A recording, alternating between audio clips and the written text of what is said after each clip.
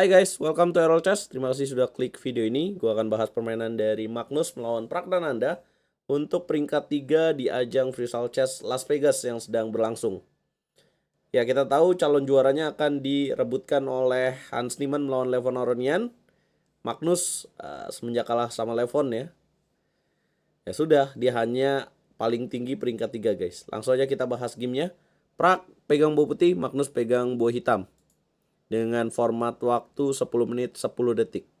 Ada Sacrifice Queen di game ini guys.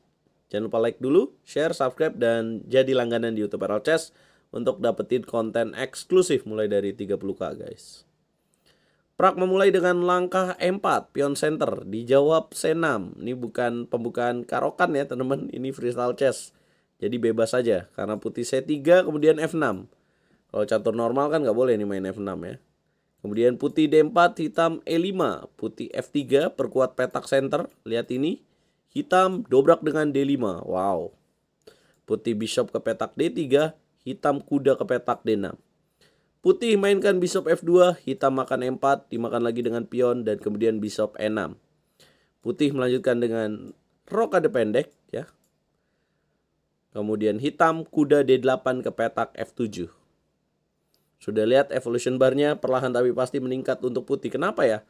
Mungkin karena putih sangat kuat di petak center nih. Prag mainkan kuda E3, hitam bishop E7. Putih mainkan lagi kuda ke petak E2, hitam G6. Ya. Kemudian Prag naikkan pion C4. Wah, memperkuat petak center teman-teman. 3 pion di petak center. Magnus B6. Prag mendobrak dengan D5. Dimakan, makan balik dengan pion E. Bishop Magnus mundur ke petak D7. Prag coba serang lagi dengan pion B4, mau C5. Magnus respon dengan queen C7. Kali ini Prag queen ke petak B3 terlebih dahulu, menghubungkan dua benteng. Kemudian Magnus di sini melakukan langkah F5. Ya, ini menarik ya teman-teman. Tapi juga membuat evolution bar putih jadi meningkat. Ada yang salah dong. Nah, coba tebak. Apa kesalahan yang dilakukan oleh Magnus? Bisa tebak apa langkah terbaik putih di sini? Ya, langkah terbaik tadi harusnya adalah A5. Dengan F5, maka putih bisa C5. Dimakan, makan lagi, mengancam kuda. Ancaman fork akan dilakukan di langkah berikutnya. Tapi sepertinya Magnus sudah tahu itu akan terjadi ya. Dan dia pilih queen C5, kemudian Prag kuda makan F5.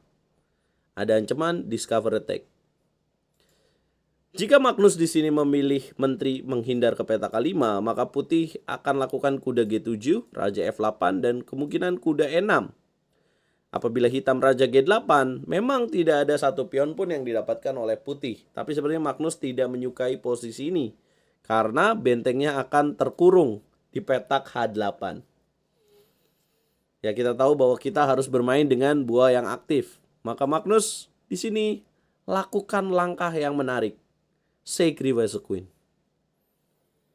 Apakah ini pilihan yang tepat teman-teman? Prag lanjutkan dengan benteng makan queen. Kemudian pion makan kuda dilanjutkan dengan kuda G3, ancam pion. E4 dimainkan, Prag queen ke petak B2. Dia sacrifice bishop di sini. Ya, dan ini sebuah kesalahan, dimakan oleh hitam. Kemudian Prag benteng E1. Ancam raja yang masih di petak center. Raja ke petak F8. Putih benteng F3. Hitam memiliki kesempatan untuk mengurangi keunggulan dari putih apabila hitam di sini mainkan langkah H5 dengan tujuan H4 supaya kuda bisa ke petak center. Tapi Magnus pilih benteng E8 teman-teman. Membuat Prag memiliki kesempatan petak H5 diambil dengan tujuan queen ke petak G7 skakmat. Benteng G8 dimainkan oleh Magnus. Benteng E3 dimainkan oleh Prag, menghilangkan penjaga petak G7. Hitam mainkan bishop G5. Apa langkah terbaik putih di sini, teman-teman? Prag menemukan kalkulasi yang menarik, yaitu tukar benteng, dimakan lagi dengan bishop, kemudian benteng makan pion D3. Hitam naikkan kuda ke petak E4, putih benteng B3. Hitam kuda F7 ke petak D6, putih mainkan benteng B8. Hitam bishop E3 skak, raja harus ke petak F1. Hitam naikkan raja ke petak F7 menghindari pin. Tapi Pragnananda terus mengejar dengan queen ke petak E5. Walaupun di sini Magnus bisa mainkan langkah bishop B5, tapi pertukaran benteng makan bishop ini akan berbahaya, teman-teman. Apabila dilanjutkan, akan ada menteri F5 dan kuda akan jatuh di sini. Maka Magnus tidak mainkan itu, dia mainkan benteng G6, menjaga petak E6. Prak makin ulet, dia mainkan queen ke petak H8, ancam pion. Bishop mundur ke petak H6, queen makan H7, bishop ke petak G7. Pertukaran dilakukan, penyederhanaan permainan, benteng makan kuda. Kemudian queen ke petak H6 dengan tujuan queen E6. Makin sulit dan makin terdesak Magnus Carlsen. Benteng ke petak G6. Prak mundur queen E3, ancam pion. Dicukur semua pionnya Magnus. Benteng G7, ambil lagi pion di petak A7. Raja naik ke petak G6, queen ke petak B6, pin. Gajah ke petak B5 skak, raja G1. Raja ke petak F6, queen ke petak D4, raja ke petak G6, queen ke petak E5. Ya inilah enaknya punya queen ya. Digocek terus dan Magnus blunder dengan rook ke petak C7. Karena blunder ini menyebabkan 4 langkah skakmat.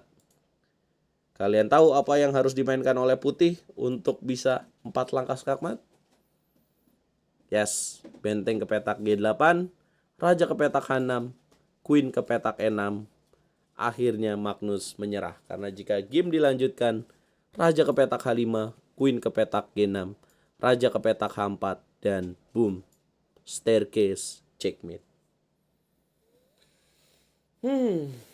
Malang benar nasib Magnus ya di game ini. Saya jadi tidak menarik lagi, saya jadi tidak tertarik lagi dengan membahas freestyle chess ini. Karena ya semenjak kekalahan Magnus dari Levon ya, dan terlihat berarti ini kekalahan kedua Magnus di turnamen ini oleh Pragnananda ya teman-teman. Pertama di grup, kemudian di